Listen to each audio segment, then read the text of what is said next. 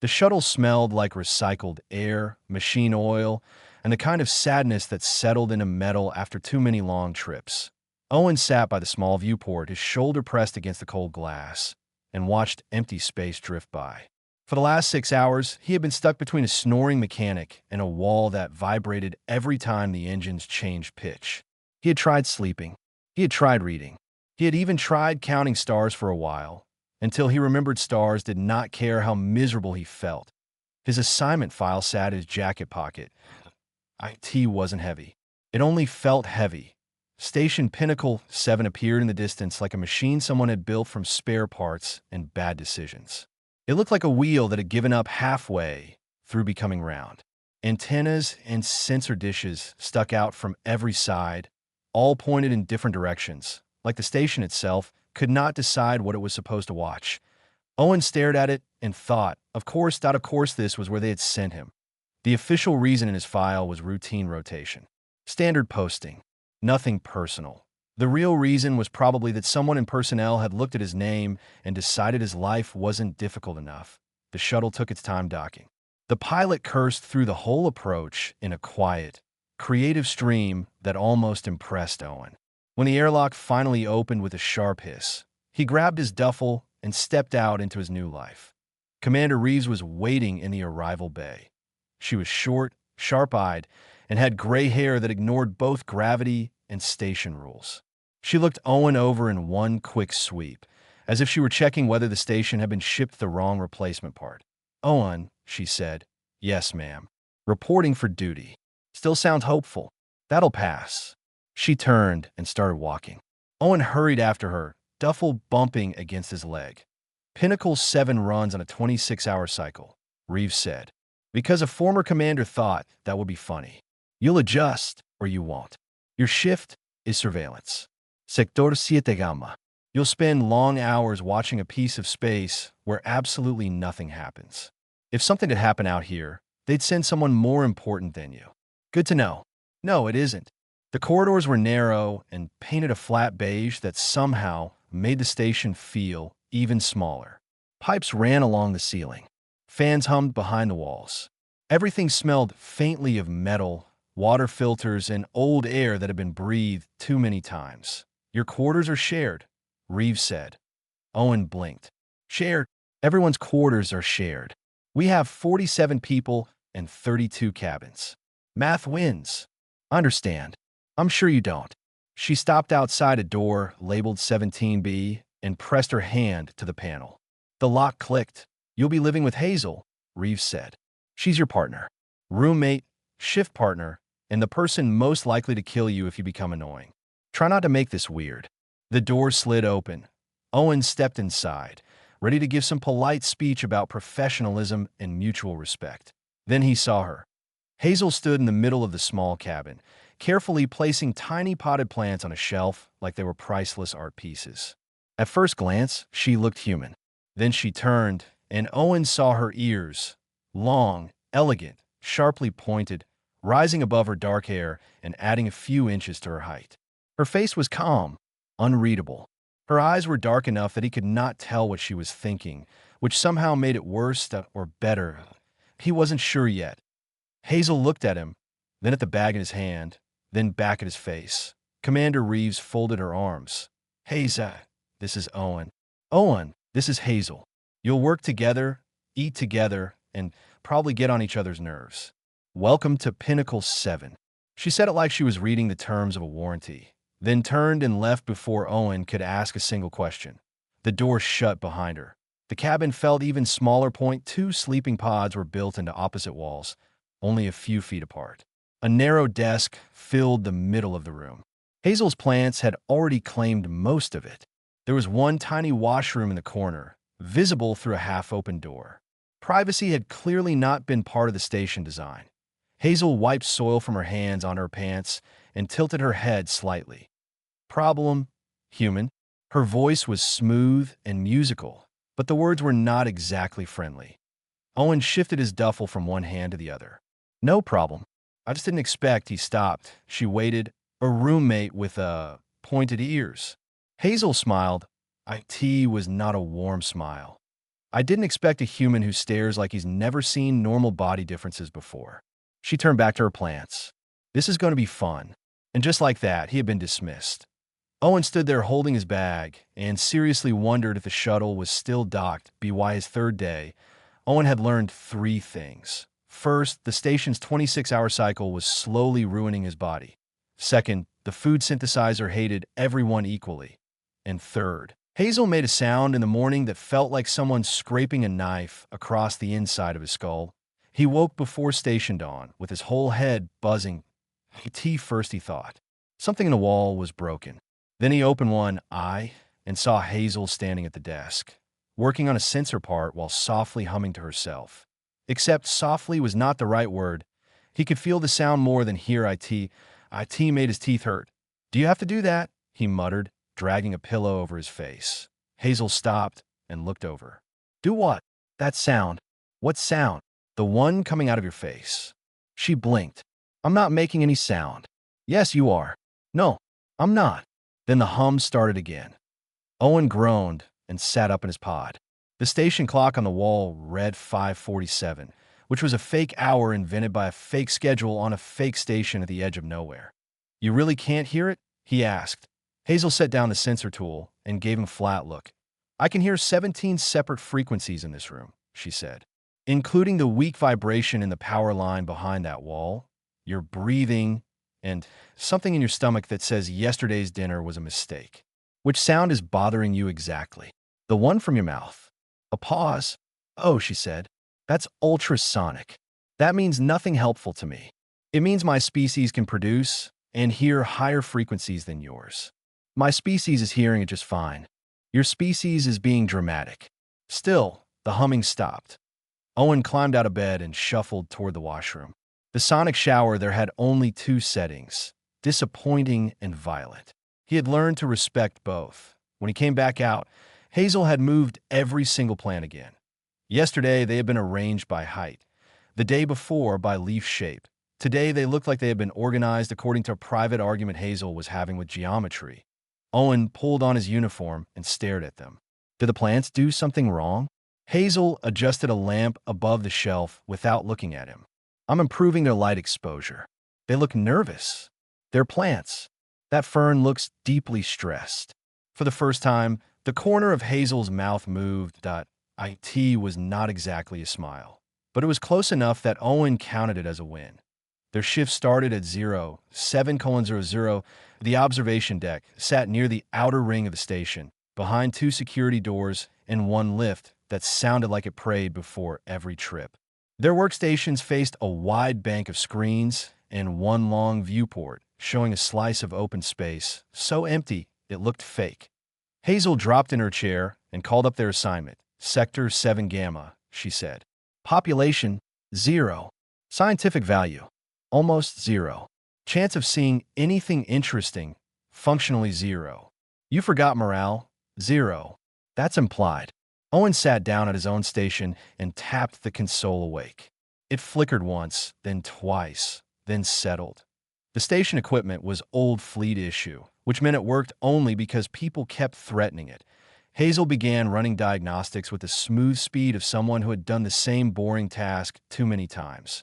Owen watched his screen fill with data from empty space. So he said after a minute, "How long have you been here?" 14 months, 3 weeks, and some hours. He looked at her. "You counted. I like numbers. Numbers are honest." "That sounds tiring." "It is." The console flickered again. Hazel did not even look up. "Your screen will do that every 17 minutes, she said. Owen frowned. "How do you know that?" "I've been listening to the station for 6 months. The power fluctuation hits on a cycle. 17 minutes, give or take 40 seconds, depending on generator load." Owen stared at her. "You can hear the power system cycling?" Hazel finally turned her head toward him.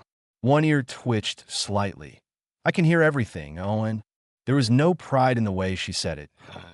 If anything, there was exhaustion. He leaned back in his chair and looked out at the blank dark beyond the viewport. "Why did you volunteer for this?" he asked. "No offense, but this place is terrible." Hazel returned to her screen. "My planet had to send personnel to the Federation," she said. I requested the most remote station available. You requested this? Yes. Why? This time she was quiet for longer. When she answered, her voice was flatter. Because a station full of strangers seemed better than a ship full of people asking the same stupid questions every day. Owen glanced over.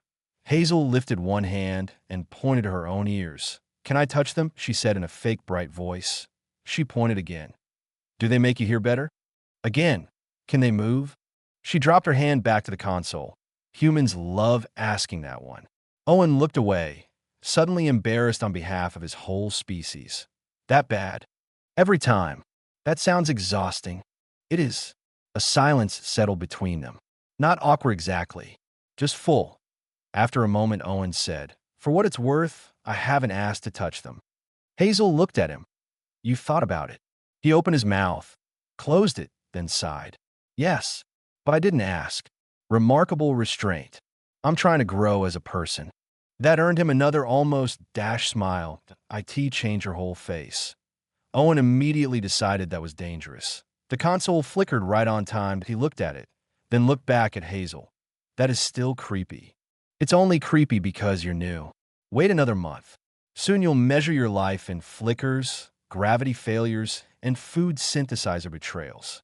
That is maybe the most depressing sentence I've heard all week. You haven't been here long enough. He laughed before he could stop himself. Hazel glanced at him, surprised.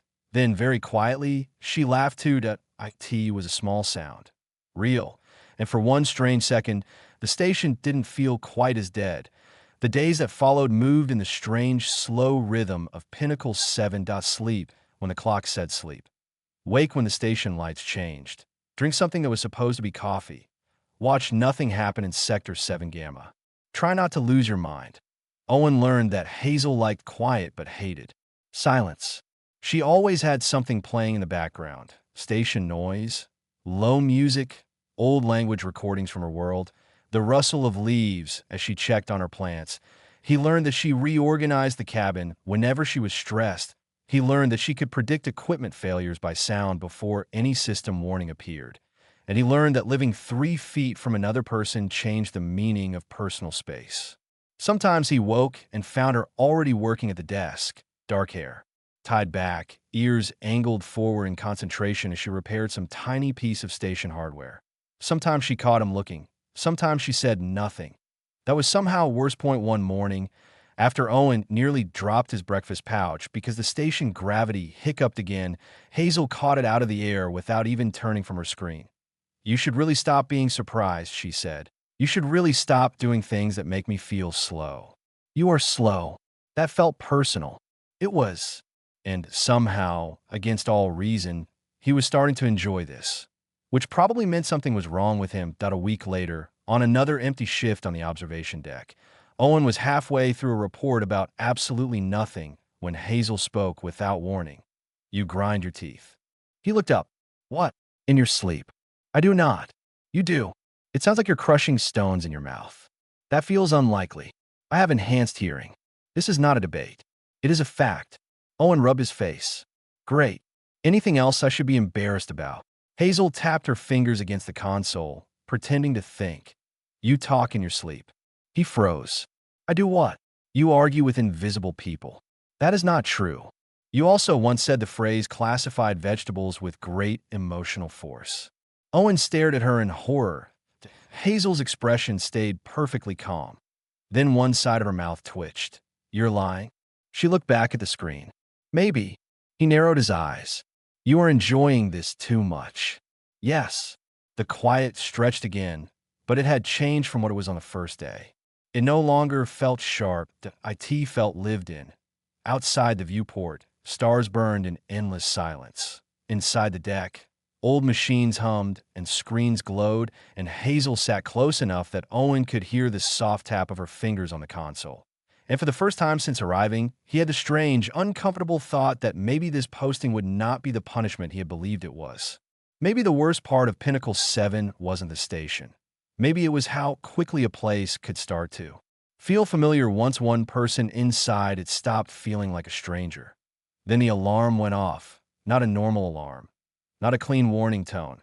This one sounded like a scream forced through broken speakers. Red emergency lights slammed on across the deck. Owen shot to his feet, so fast his chair fell backward.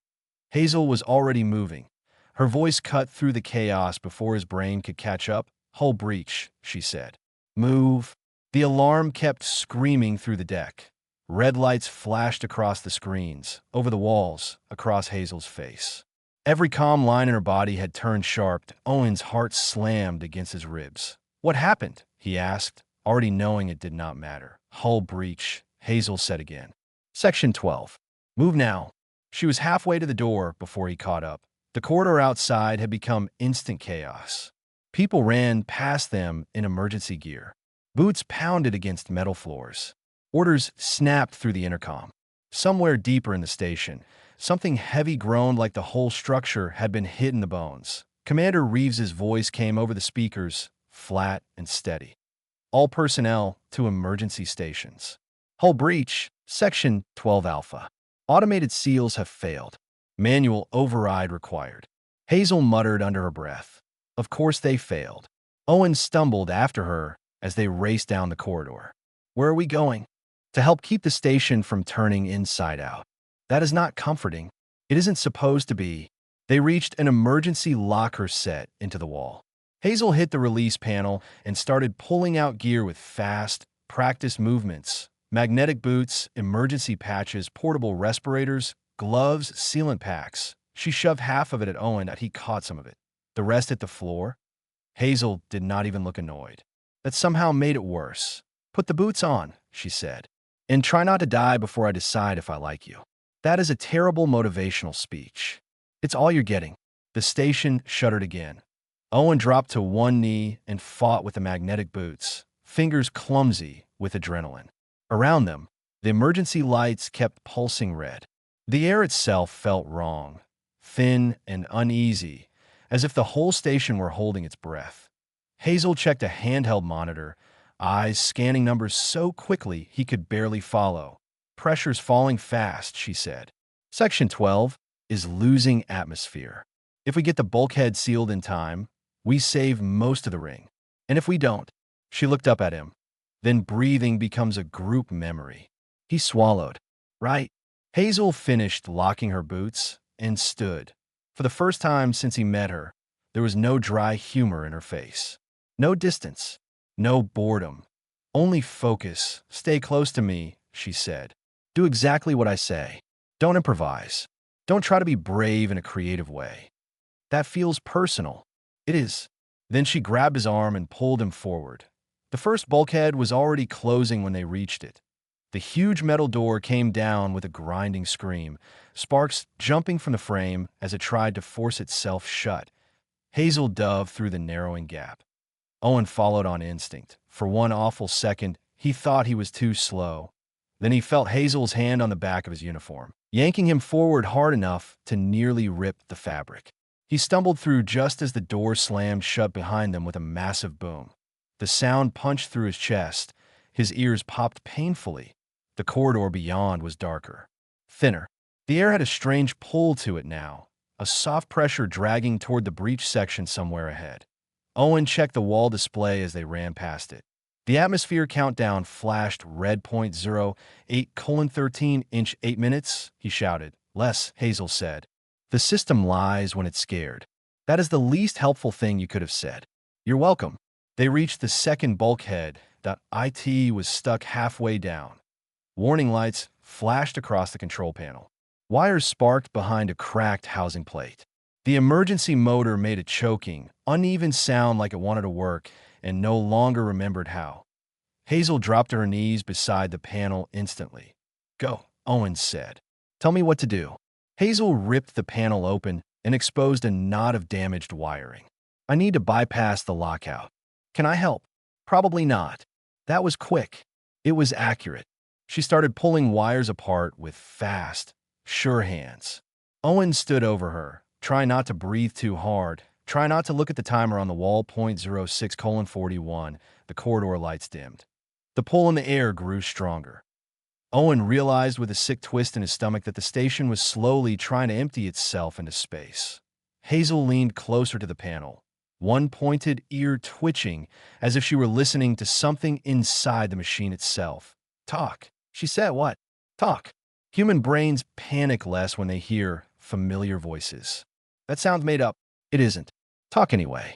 Owen looked at the timer, looked at her hands, looked anywhere but the widening crack in the panel where blue sparks kept jumping. I had a cactus once, he said. Hazel did not look up. Why is that the first thing your mind chose? I don't know.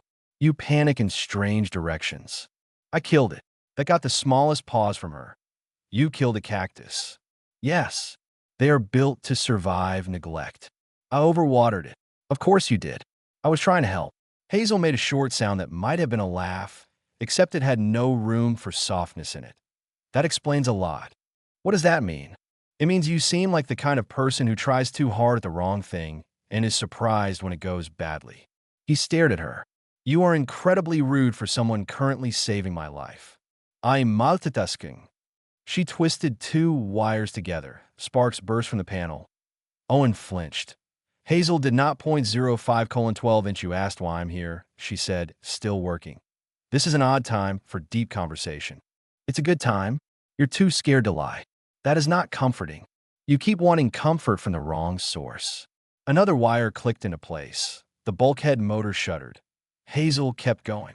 I asked for the station, she said, because it was far away, because nobody important comes here, because nobody out here cares enough to ask who you were before.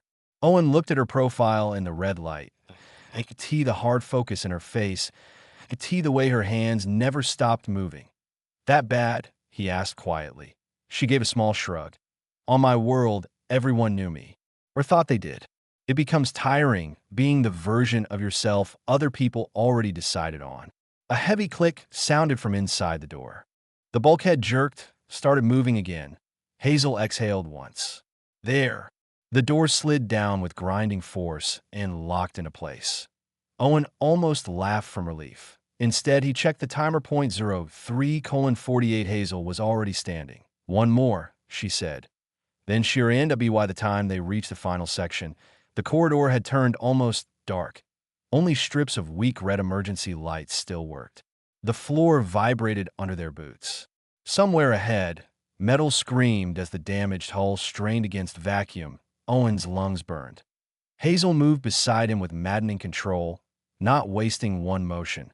The last bulkhead was already coming down. The gap beneath it narrowed second by second. We're not making that, Owen said. We are. Hazel grabbed his wrist. Her hand was warm and strong and certain. Then she pulled him forward so hard he nearly lost his footing. They hit the gap together. Owen dropped low, shoulders scraping metal, one arm shielding his head. For one terrible heartbeat, he thought the door would catch them both. Then they were through. The bulkhead crashed shut behind them. Silence. Not true silence. The station still hummed. The alarm still rang somewhere far away. Owen's own breathing sounded loud and rough inside his head, but the terrible pull in the air was gone. The pressure display on the wall turned from flashing red to stable amber. Hazel let go of his wrist. Owen staggered back against the wall and bent over, trying to inhale enough oxygen to support being alive. Hazel checked the monitor in her hand, then checked it again. Finally, she nodded. Breach contained, she said. Owen looked up. That means we are not dying today. He laughed once, half from relief and half because his body no longer knew what else to do. Great, he said between breaths. I had plans. Hazel looked at him, really looked, and something in her expression changed. The sharp distance that had always lived there eased, just for a second. Then, very quietly, she reached out. Her fingers slid into his. Owen froze. The corridor around them still glowed red. The station still shook with aftershock tremors. Somewhere over the speakers, emergency teams were calling out damage reports. But Hazel's hand stayed in his, firm, warm, real. We survive together now, she said. There was no joke in her voice, no edge, only truth. And Owen understood, without knowing how, that something had shifted. Not loudly, not dramatically, just enough to change everything after it.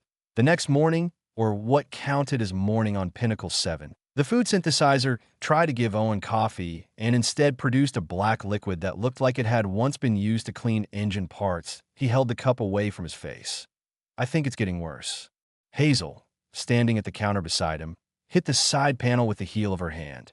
The machine beeped with what sounded almost like offense. It's not getting worse, she said. It's becoming more honest. That is not coffee. No, that is punishment. Hazel entered her own request. The machine word clicked and delivered something green that bubbled for no reason Owen trusted. She stared down at it. Yeah, that looks radioactive. It probably is. They stood side by side in the tiny cabin, each holding a drink they didn't want, while the station groaned around them like an old ship in deep weather. 3 weeks had passed since the hull breach. The station had settled back into routine, if routine could include failing gravity, broken food machines, and the memory of nearly being pulled into space. But things inside Cabin 17B had changed, not in some huge, obvious way, more in the small spaces. Hazel no longer dismissed him with every other sentence. Owen no longer felt like a visitor in the room. Their movements around each other had become instinctive. He knew when she needed silence. She knew when he was too tired to think. He had stopped asking why her plants were in different places every day. She had stopped pretending not to notice when he looked at her too long. Shift starts in 20 minutes, Hazel said. Can't wait to return to the thrilling mystery of empty space. Your sarcasm is improving. I learned from the best. Hazel tied her hair back, pulling it away from her face, her ears lifted fully free. Owen looked before he could stop himself. Hazel noticed immediately that of course she did. They're doing it again, she said. He took a very careful sip of terrible coffee and almost regretted having taste buds. Doing what? The staring. I'm not staring. You are. It's very clear. He gave up. They're just... Hazel waited. Different, he said finally. In a good way. One eyebrow lifted. A brave recovery attempt. I'm trying. I can see that. She stepped closer, leaning lightly against the counter. My world has lower gravity and thinner air, she said. My species evolved different hearing structures. Better range. Better direction. Better detail. Owen nodded slowly. That's actually amazing. I know. That was humble. I'm choosing confidence. He smiled despite himself. Hazel watched him for another second, then turned away, but not before he caught the smallest hint of satisfaction in her face. The observation deck looked the same as always, same dead screens, same broken hum in the walls, same endless black outside the viewport. Owen's console flickered exactly 17 minutes into the shift. Hazel didn't even look up. Right on time, she said. You should bet against it one day. I don't waste money on impossible outcomes. She began the daily log in a calm voice full of fake professionalism. Sector 7 Gamma. Day 73. Conditions unchanged. Still no signs of life, movement, or reason to be emotionally invested. Owen leaned back in his chair. If anyone ever reviews these logs, they're going to think you hated this job. I don't hate the job. You hate the station. I tolerate the station. You hate the food. Yes. You hate the cycle. Yes.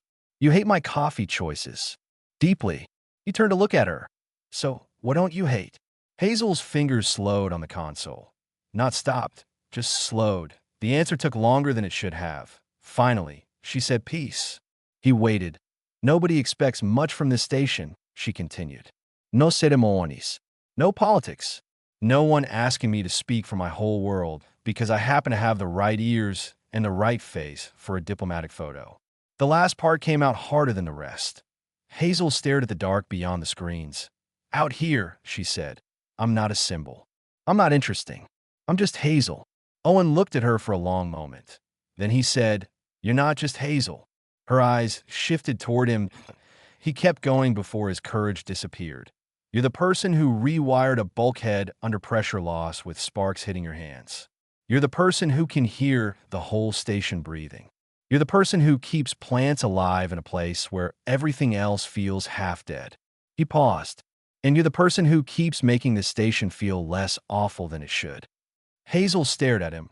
The deck went very quiet. Then she turned back to her console too quickly. That was dangerously sincere. I panicked. I noticed. Was it terrible? She was silent for one beat. Then she said, softer, no. And somehow that one word landed harder than anything else she could have said. An hour later, the station gravity hiccuped. Everything on the deck became lighter for one strange, floating second. Pins lifted off surfaces. Owen's chair shifted half an inch. The loose edge of Hazel's sleeve drifted upward like it was underwater. Owen laughed before he could stop himself. Hazel glanced at him. You like the hiccups? I do not. You do. I think I enjoy not dying during them. That is not the same thing. But she was smiling now. Not the sharp smile from their first meeting, but a real one. Small, but there. Her hand rested on the edge of the shared console space between them. Owen's hand was already there. Close. Not touching. Neither of them moved it away. Outside, Sector 7 Gamma stayed empty. Inside, the old station clicked and buzzed and held itself together through stubbornness alone. And for the first time since the hull breach, Owen had the clear and impossible thought that he no longer wanted to be anywhere else. Not because Pinnacle 7 had become better, IT hadn't. The place was still broken, still ugly, still one failing system away from another emergency. But Hazel was here, and somehow that had started to matter more than every reason he should have wanted to leave. The alarm didn't sound. Nothing exploded. Nothing dramatic happened at all. IT was just one more long, quiet shift on the edge of nowhere. And yet Owen knew, sitting there with empty space in front of him and Hazel beside him, that this was how things changed. Not always in a rush. Sometimes in silence. Sometimes in routine. Sometimes in the small, dangerous moment when you realize the person next to you has become part of the shape of your day, and losing that would hurt more than you expected. Owen woke in the middle of the night cycle with the strong feeling that someone was looking at him. He opened his eyes. Hazel was sitting cross-legged on her pod across the room, half in shadow, watching him with the quiet focus of someone either solving a problem or planning a murder. The cabin lights were dim. Only the soft glow from the wall panel lit her face. Owen pushed himself up on one elbow. That is deeply unsettling. Hazel did not look embarrassed. You're awake, she said. I am now. Were you watching me sleep? I was observing human sleep behavior. That sounded like a very polite way to say yes. Hazel tilted her head. You grind your teeth less when you sleep on your left side. Owen stared at her. She continued as if this were normal. You also talk in full sentences when you dream. Sometimes you argue with people who are not here. Last cycle, you spent several minutes explaining filing rules to someone named Marcus. Owen sat up fully. That is private information. We share a room the size of a storage unit. Privacy is more of a theory than a fact. That is not a comforting answer. It is a correct answer. He dragged a hand over his face and became aware of two things at once. First, he was still half asleep. Second, Hazel looked annoyingly calm for someone who had just confessed to watching him unconscious. What else have I said? He asked carefully. Hazel thought for a moment. 2 nights ago, you mentioned classified vegetables with great seriousness. Owen closed his eyes. I hate everything. No, you don't. I hate most things. Still inaccurate. She slipped off her pod and moved toward the plant shelf. The little fern in the corner drooped dramatically, as if it had taken the station atmosphere personally. Hazel touched one leaf gently, checking the color. You can't sleep? Owen asked. Hazel shrugged. Sometimes. That sounds healthy. We live in a spinning metal tube in deep space while the gravity randomly fails. Health is relative. That was fair. Owen swung his legs over the side of the pod and sat there for a second, trying to decide if going back to sleep was even possible anymore. Hazel glanced over her shoulder at him. Do you want to see something interesting? He squinted at the clock. It's the middle of the fake night. Exactly. That's when interesting things happen. Nothing interesting ever happens here. Then this will be a rare and important event. She grabbed a tablet from the desk and moved to the viewport. Owen sighed, stood up, and followed her. The window was small, barely wide enough for both of them, which meant standing beside her put them closer than usual. Close enough that his shoulder almost touched hers. Close enough that he caught the clean, mineral smell of the solution she used on the plants. Hazel pointed into the dark. Look there. Owen squinted. At what? That cluster. All he saw at first was the usual spread of distant stars. Then, slowly, a pattern came into view that a group of lights arranged too neatly to be random. Not bright enough to stand out. Not obvious enough to be noticed quickly. But once he saw it, he could not unsee it, that he frowned. That wasn't there before. It was. You just didn't know where to look. Hazel held up her tablet. A star map filled the screen, but the cluster in front of them did not match any marked formation. I've been tracking it for 2 months, she said. It never changes position. Same shape, same spacing. It isn't in the official survey records, and it shouldn't be there. Owen looked from the tablet to the viewport and back again. What do you think it is? Hazel gave a small, helpless shrug. Could be a strange lensing effect. Could be sensor error. Could be something left behind by a civilization older than anything we know. That feels like a big range. It is. Did you report it? Hazel lowered the tablet. To whom? Commander Reeves would tell me I'm sleep-deprived. Federation science would put it in a queue and forget it exists. This station is here to monitor silence and file reports. Nobody expects discovery from a place like this. There was no bitterness in her voice, just tired truth. Owen looked back out at the pattern in the dark. It's beautiful, he said. Hazel glanced at him. Yes, she said quietly. It is. For a moment, neither of them spoke. The station hummed softly around them. Pipes clicked in the walls.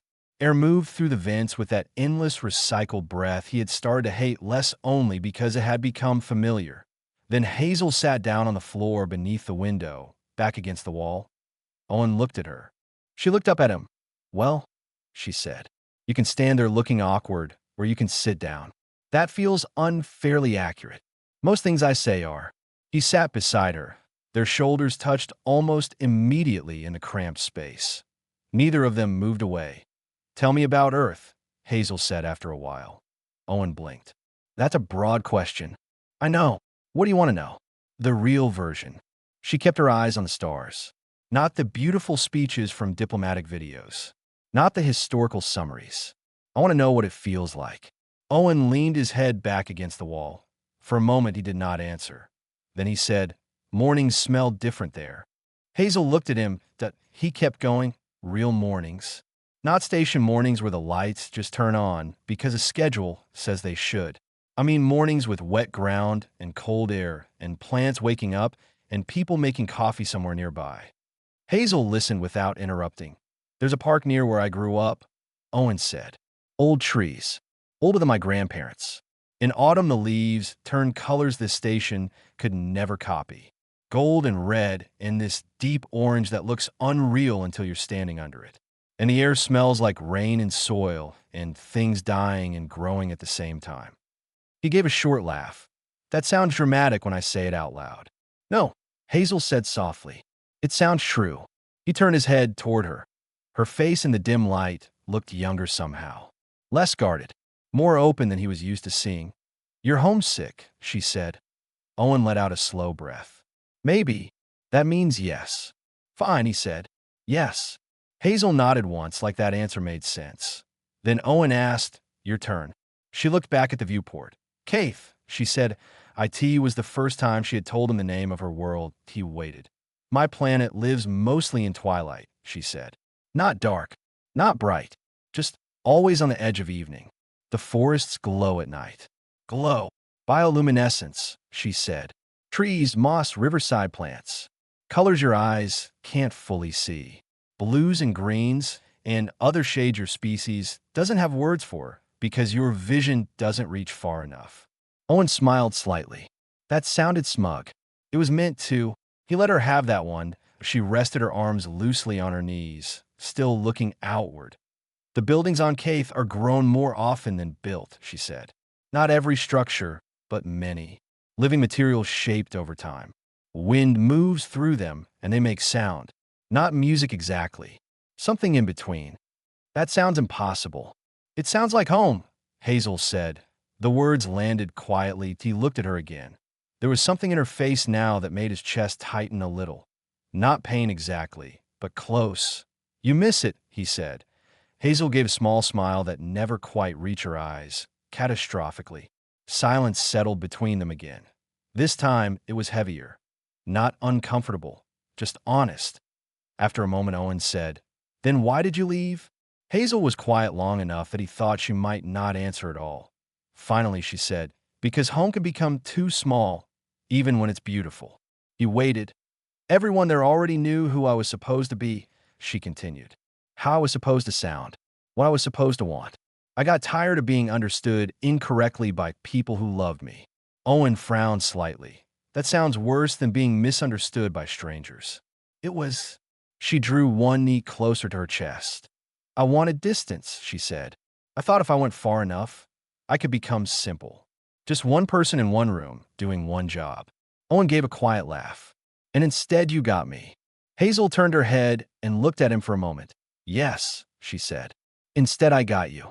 Something in a way, she said, it made the small cabin suddenly feel even smaller, or maybe warmer. He was not sure which. They stayed there for a long time, talking in pieces, about Earth, about Kaith, about things they missed and things they did not.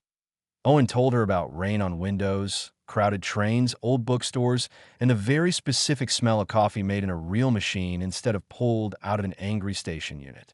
Hazel told him about glowing forests, long evenings, voices carried through thin air, and buildings that sang in the wind, some point. Without either of them mentioning it, Hazel leaned a little more into his shoulder, some point after that. Owen leaned back. Neither of them pretended not to notice. They watched the strange star cluster through the viewport until the station clock slid toward morning. The universe outside remained cold and silent and impossibly large. But inside that tiny room, something felt close. Not solved, not named, just close. Finally, Hazel said, "You're grinding your teeth again." Owen closed his eyes. "You ruin every serious moment." "No," she said. "I improve them through accuracy." He laughed softly, and in the quiet afterward, Hazel smiled. The supply ship arrived on a Thursday. Owen only knew that because Hazel kept a calendar with the determination of someone refusing to let the station erase time completely. He had lost track of days weeks ago. On Pinnacle 7, everything blurred together. Shifts, meals, sleep, empty space, flickering consoles. But Supply Day was different. The whole station changed. People moved faster. Voices carried farther through the halls.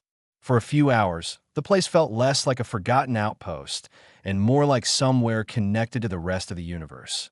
Owen was in the observation deck, staring at the same silent sector he had watched for weeks, when Commander Reeves appeared beside him with a datapad. She dropped it on his console hard enough to make him jump. "Paperwork," she said. Owen looked down at it. That sounded hostile. Everything sounds hostile on this station. "Read it." He picked it up and scanned the first page.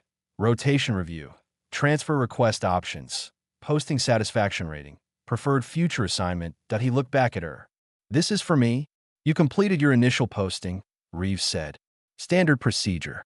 Most people at this stage request transfer anywhere with better food, more oxygen, and less existential damage." Owen glanced back at the datapad. The words felt strange. Transfer request, extension option, preferred next assignment, a S if the station had only been temporary, a S if he had not already started thinking of the cabin as their cabin, a S if he had not begun to measure his days by Hazel's routines. His screen flickered right on schedule point 17 minutes. Somehow that made the moment worse. Reeves watched him with the same unreadable look she always wore. "You can go," she said. "Standard next postings include Earth orbit, Mars ring, inner trade routes, places with working systems and social opportunities." That sounds exciting. It usually isn't, but it's less depressing in brighter lighting. Owen scrolled through the assignment list. Busy stations, larger crews, normal food, actual recreation rooms, cabins with doors you could close, and maybe enough space to forget another person existed for a while. He should have felt relief. Instead, all he felt was a strange tightness in his chest. Reeves noticed that of course she did. "You could also file for an extension," she said casually. Owen looked up. "People do that?" "Occasionally," Reeves said. "Some people get used to isolation. Some people start liking routine. Some people find reasons not listed in the official report." She said that last part while looking directly at him. Owen tried not to react. He probably failed. Reeves gave the smallest possible nod, as if confirming something to herself. Supply ship leaves in 18 hours, she said. That is your deadline. Decide if you want back into the noise, or if you've developed a taste for the silence. Then she turned and walked away, just like that, leaving him alone with the data pad, the endless dark beyond the viewport, and a question he had not been ready to answer. He found Hazel back in their cabin. She was standing in front of the plant shelf, staring at the fern with the focus of a doctor delivering serious news. Owen leaned in the doorway. How bad is it? Hazel did not turn. It's refusing to thrive. It's a fern. It is a living thing under stress. It lives with us. That seems fair. Hazel finally looked over at him. Then her eyes dropped to the data pad in his hand. Something changed in her face. Not much. Only enough that he noticed. Transfer review, she said. He nodded. End of initial rotation. Yes. Hazel turned back to the plants. That makes sense. Owen stepped inside and let the door slide shut behind him. Does it? Yes. Her voice was even. Too even. You did your time on the station at the edge of nowhere. Now you can ask for somewhere real. Somewhere real. You know what I mean? He set the data pad on the counter and walked closer. Hazel adjusted the lamp over the fern, even though it did not need adjusting. He knew that gesture now. He meant she wanted her hands busy because the rest of her was not. You think I should leave, he said. Hazel's shoulders lifted and fell once. I think most people would. That's not what I asked. Now she looked at him. Her expression was calm, controlled, and much too careful. You want the honest answer? Yes. Hazel folded her arms. I think staying here makes no sense, she said. The systems fail. The food is hostile. The work is endless and empty. We live in a room smaller than a cargo closet, and the gravity attacks us twice a week. That all sounds true. It is true. And yet, Hazel held his gaze for a long moment. Then she looked away first, and yet she said quietly, people get attached to strange things. Owen felt that sentence land somewhere deep. Not because it was dramatic, because it wasn't, because it was careful, and because Hazel was trying very hard not to say more than she meant to, or maybe trying not to say exactly how much she meant. He stepped closer again. Close enough now that there was almost no space between them. Hazel did not move. I haven't made a decision, he said. No, she replied. But you're thinking too hard. I can hear it. That sounds fake. It isn't. He smiled despite himself. She did not. Not yet. The room felt very still. Outside the wall, the station carried on with its usual tired breathing. Inside, everything had narrowed to the space between them. Owen looked at Hazel, at the sharp line of her jaw, at the dark eyes that never gave away enough, at the ears he had once tried not to stare at, and now knew he would miss if he ever walked out of this room for good. And for the first time, the answer felt less like a career decision and more like a choice about what kind of loneliness he was willing to live with. He looked down at the data pad again, then back at her, and realized with a clarity that almost annoyed him that he already knew what he wanted, he just had not said it yet. Hazel was still looking away. Owen stood a step from her, the transfer pad on the counter between them like a quiet threat. The cabin felt smaller than ever. Not because it had changed, because now every inch of space seemed to matter. He picked up the data pad again and looked at the open form. Request transfer. Request extension point 2 choices, point 2 futures, point 1 of them looked reasonable on paper. The other one felt true. Hazel moved back toward the plant shelf, adjusting a lamp that did not need adjusting. Owen had learned her habits by then. He knew that was what she did when she wanted to avoid saying something important. You don't have to stay, she said. Her voice was calm. Too calm. No one would blame you for leaving. Owen looked at her. Is that what you want? Hazel kept her eyes on the fern. That's not the point. It feels like the point. She let out a slow breath.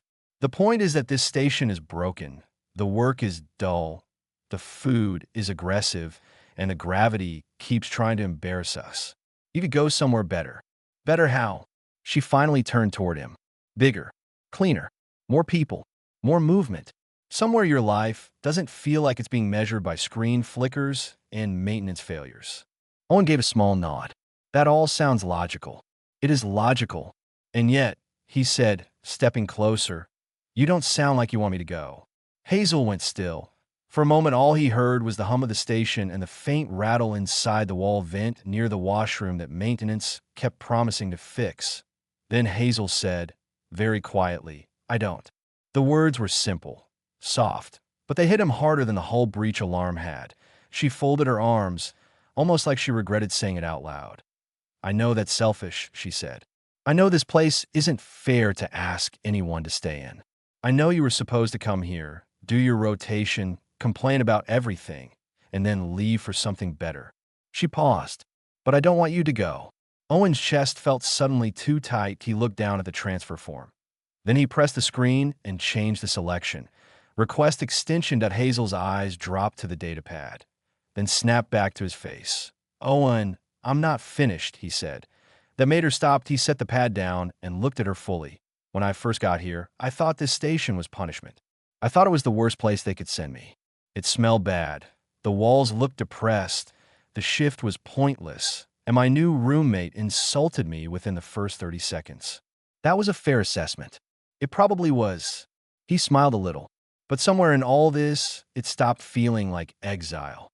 Hazel said nothing to S.O. He kept going. "Maybe the station is still awful. Maybe it always will be. Maybe the synthesizer is one bad day away from becoming fully evil. Maybe the gravity hiccups will eventually shake my bones apart." He took another step closer. "But you're here." Something moved in Hazel's face, small, careful, but real. "You," Owen said, "are here." And somehow that changed everything. Hazel's breathing caught so lightly he almost missed it. The cabin stayed silent. Then she said, "That is an incredibly stupid reason to make a life decision. It is deeply emotional. Yes, not based on career strategy. Not even slightly." She looked at him for another long second. Then the corner of her mouth lifted. "That does sound like you." Owen laughed once, relieved enough that it almost hurt. "I was hoping you'd say something romantic. I'm being honest. That's more useful." He shook his head. "You're impossible." "And yet," Hazel said softly, "you're staying."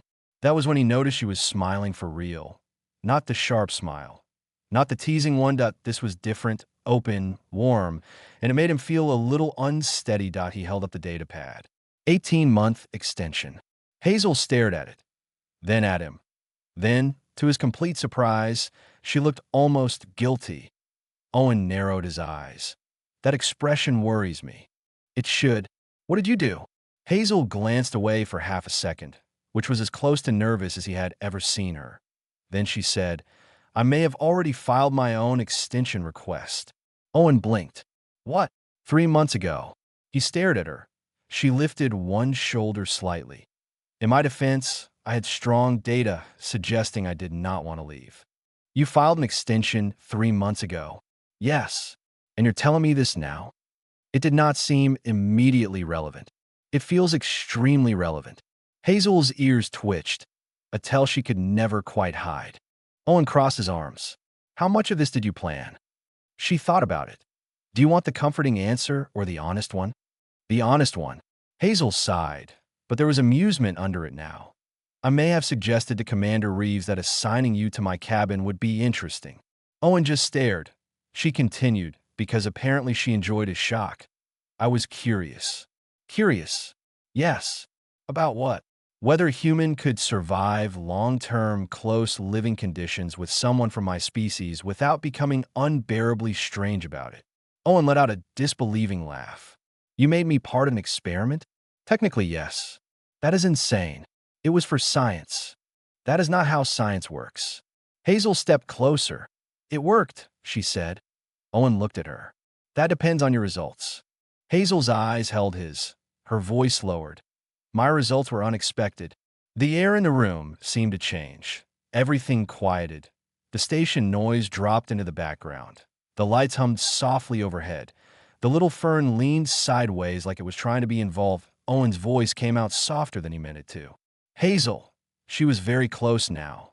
Close enough that he could see the tiny changes in her expression. Close enough that he could feel the warmth coming off her skin. "I asked for distance," Hazel said. "I asked for the most remote place the Federation had. I thought if I got far enough away, nothing could reach me." Owen did not move. But then, she said, you arrived. Annoying. Talkative. Bad at waking up. Worse at lying. Terrible at pretending not to care. That feels rude. It is affectionate. He smiled despite the way his heart was pounding. Hazel looked at him as if she were seeing him clearly and deciding not to look away. You made this place feel different, she said. Owen swallowed. So did you. For 1 second, neither of them moved. And then Hazel kissed him. Soft, certain, not rushed, not hesitant either. Like something she had already decided long ago and was only now allowing herself to do. Owen kissed her back without thinking, one hand moving to her waist, the other still half holding the forgotten data pad. When they finally pulled apart, both of them were breathing a little unevenly that Hazel's forehead rested lightly against his. That was also for science, she murmured. Owen laughed under his breath. Your methods are questionable. My results remain excellent. He looked at her and knew, with complete clarity, that there was nowhere else in the galaxy he wanted to be. Not because Pinnacle 7 had become less broken. It hadn't. The walls still rattled. The shifts were still boring. The food still had malicious intent. But home, he realized, had quietly changed shape. IT was no longer a planet or a posting or a memory of somewhere with proper mornings and real coffee. IT was this tiny cabin, this impossible woman. This station held together by failing systems, stubborn hope, and the strange luck of 2 people who had both run to the edge of everything and somehow found each other there. Hazel pulled back just enough to look at the screen in his hand. You should submit it. Owen glanced down. Right. Unless you want to dramatically hesitate for another hour. That was 1 time. It was 4 times. I counted. He sent the extension request. The pad blinked once. Request. He just like that. Done. And oh music. And oh ceremony. Just a quiet confirmation on a cheap fleet screen. And somehow it felt bigger than anything else that had happened to him in years. Hazel looked past him toward the shelf. Owen followed her gaze. The fern, her famously depressed, impossible fern, had pushed out a tiny new leaf. Fresh green, small, but unmistakable. Hazel folded her arms with satisfaction. See, Owen looked at her. You're going to make this symbolic, aren't you? It clearly responded to improved emotional conditions. It's a plant. It's a witness. He laughed again, and this time Hazel did too. Then the food synthesizer beeped from the counter in a tone that sounded hostile. They both turned to look at it. Owen narrowed his eyes. It knows. It always knows. Somewhere deeper in the station, the gravity gave one small warning hiccup. The wall lights flickered. The vent near the washroom rattled again. Nothing about Pinnacle 7 had changed. Everything had changed. Outside the viewport, the strange star cluster still glowed in its impossible shape. Maybe it meant something. Maybe it meant nothing. Maybe it was just one more mystery floating in the endless dark. But Owen no longer needed every mystery solved. Some things were enough simply because they were real. The station kept turning through the void, small and fragile against the great black distance. A forgotten outpost. A place nobody important thought about. A place built for silence, routine, and the monitoring of emptiness. And yet, inside one cramped cabin on one tired station at the edge of nowhere, something had taken root. Not loudly, not dramatically, just steadily. 2 people who had both mistaken distance for freedom had learned something harder and better. That being seen was frightening. That staying was a choice. That loneliness could change shape when someone reached for your hand in the dark and refused to let go. The universe remained. Vast, cold, indifferent. But between 2 people in the smallest shared space, another kind of map had been drawn. One measured not in stars or sectors, but in trust that I in quiet, I in routine, I in the decision to remain. Hazel rested her head lightly against Owen's shoulder as they stood by the viewport. He let his hand find hers, an O emergency, an O alarm, an O crisis. Just the station humming around them like an old machine that had somehow managed to keep one last beautiful thing alive, and for the first time since. He boarded that shuttle. Owen felt no need to be anywhere else. He had reached the edge of everything. And somehow there, he had found home. The station remained what it had always been, small but a little broken, easy to ignore from a distance. Its systems still complained. Its walls still rattled. The gravity still failed at the worst moments. The food machine still behaved like it held personal grudges. And outside, the universe was still endless, cold, and completely uninterested in the lives of the people drifting through it. But for Owen and Hazel, Pinnacle 7 was no longer just a forgotten station at the edge of nowhere. IT had become proof of something neither of them had expected. That distance does not always free you. Sometimes it only makes your silence louder. Sometimes the farther you run, the more clearly you hear the parts of yourself you were trying to escape. And sometimes, in the most unlikely place possible, you meet someone who sees those hidden parts without fear. Someone who notices your habits, your flaws, your loneliness, your small defenses, and stays anyway. That is the strange thing about exile, that we think it is only about being far from home. But often, it is really about being far from being understood. Owen had come to Pinnacle 7 believing he was being sent away. Hazel had chosen it because she wanted to disappear. Both of them had reached the far edge of everything for different reasons, and both of them discovered the same truth. The emptiest places are not always empty. Sometimes they are only waiting for the right voice, the right hand in the dark, the right person to turn survival into something softer, something warmer, something that starts to feel like belonging.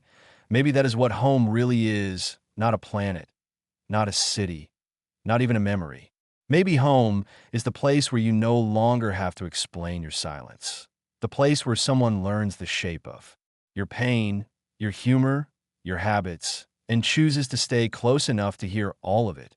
For Owen, that home was no longer Earth. For Hazel, it was no longer only KTH. That IT was a shared room with barely enough space to breathe, that a shelf full of plants, a flickering console, that a station held together by failing systems and stubborn hope. And one quiet promise spoken in a red-lit corridor after almost losing everything, that we survive together now. Maybe that is what saves people in the end. Not grand answers, not perfect worlds, not even escape. Maybe it is simply this: finding one soul in all that distance who makes the dark feel less empty. One person who turns routine into comfort, who turns survival into connection, who turns the edge of nowhere into the center of something real. And maybe that is why stories like this stay with us, because somewhere in our own lives, we have all stood in some kind of emptiness, some private station, some quiet distance, some place where we believed no one could really reach us. And yet, sometimes maybe the real question is not how far you traveled. Maybe the real question is this: who made your loneliest place feel like home? If this story stayed with you, subscribe and stay with me for the next journey. Leave a comment and tell me what you felt while listening. And if you've ever found light in a place that once felt empty, I'd love to hear about it. There's still countless stories waiting in the dark, and somewhere out there, another one is already beginning. Until next time, keep looking into the unknown. You never know what might be waiting for you there.